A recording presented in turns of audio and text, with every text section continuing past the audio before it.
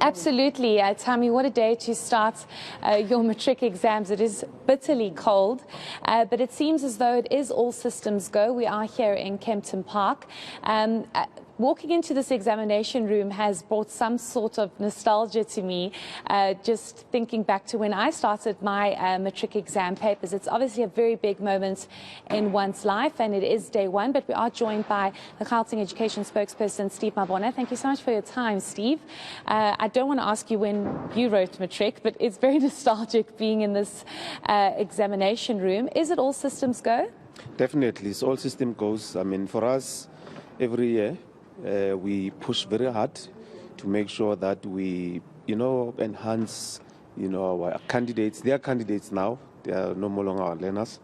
They are probably out of the system already because we know that all of them, they're going to pass.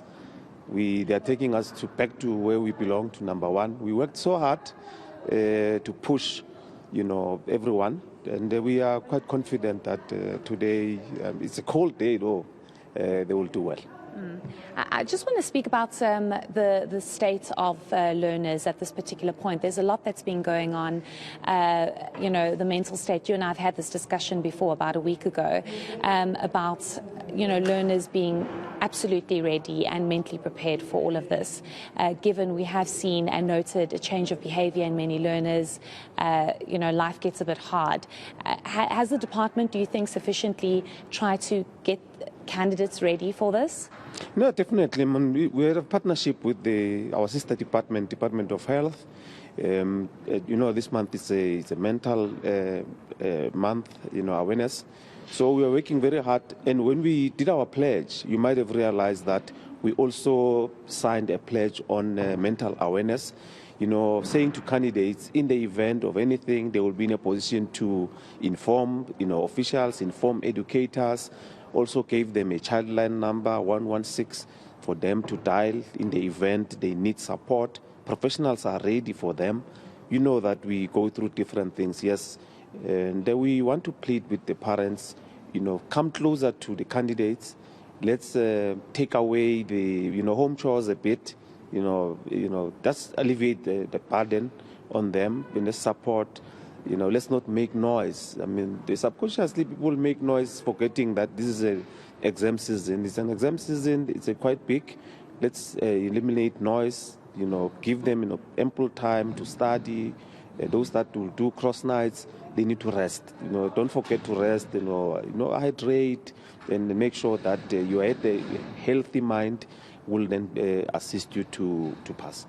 Speaking of all-nighters, load shedding is back, and that's obviously a bit of a concern, especially for those needing to study. But in terms of exams being written, has this been factored in? Is the department, especially here in the province, cognizant of the fact that load shedding is back, even though it is only at stage 2 and 3? No, definitely. I mean, we've been working very hard. You know that ESCOM is our stakeholder.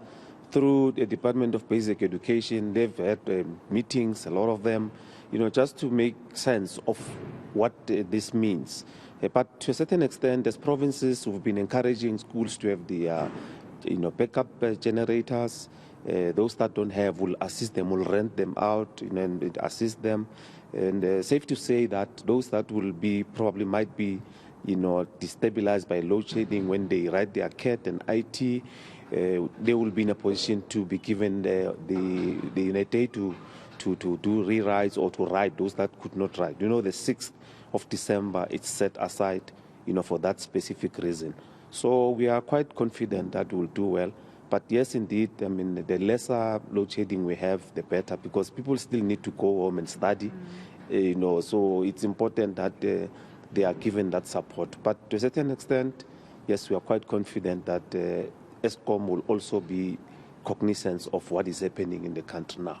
Absolutely. Just lastly, Steve, I mean, there is always a risk or a possibility of papers being leaked. Are you guys concerned over this? I'm sure you've put all your measures in place, but there's always that possibility. No, definitely. I mean, we have enhanced our printing center, CCTV cameras and all other security measures that I would not indicate here now, which they're going to assist us to make sure that there's no leak of a paper. But in the event paper leaked, and because we have signed a pledge with all the candidates, that in the event you see that the paper is leaked, inform us, inform officials. But if you participate in that group of cheating, you must know that you might be barred for the next 3 examinations that you will not going to be in a position to write.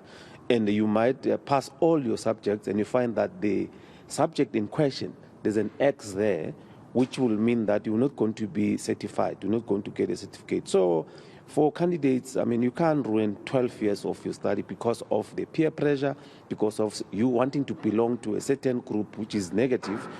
Just report and make sure that even in the event you get a WhatsApp, don't entertain it, report or don't be part of it, so that you are then a successful candidate and get your certification. Because I'm also hearing that there are these possible WhatsApp groups that are also starting to be created. Just lastly, Steve, could you just give me the number of candidates that will be writing here in the Gauteng province? Gauteng province, over 190,000 candidates. We have increased our exam centers. We have made sure that we train, our invigilators on what to look out for. You know that as a candidate, you're not supposed to bring a cell phone, grip notes, wristwatches. We're not allowed. And we just need to behave. I mean, we'll be having scanners throughout. We're going to scan and make sure that you don't have anything. And candidates must be wary that if you have a cell phone, by mere effect of having it in the exam center, you might be penalized for that, and which means that you're not going to be resulted. So it's quite important that you make sure that you don't have any form of a cell phone or anything that might ruin your future.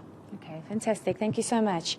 That is Steve Mabona, who speaks on behalf of the Department of Education here in the province. Tammy.